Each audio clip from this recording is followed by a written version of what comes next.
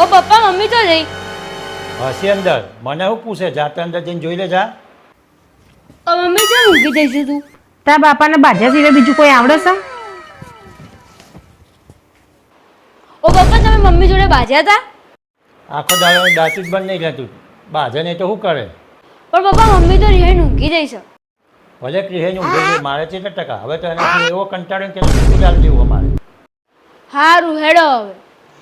रुको जरा सबर करो.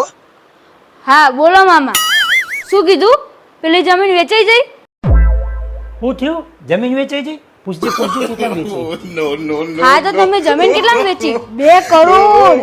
તો મારા મમ્મીના ભાગમાં કેટલા આવશે? 50 લાખ. પપ્પા પપ્પા પપ્પા છો જ્યાં?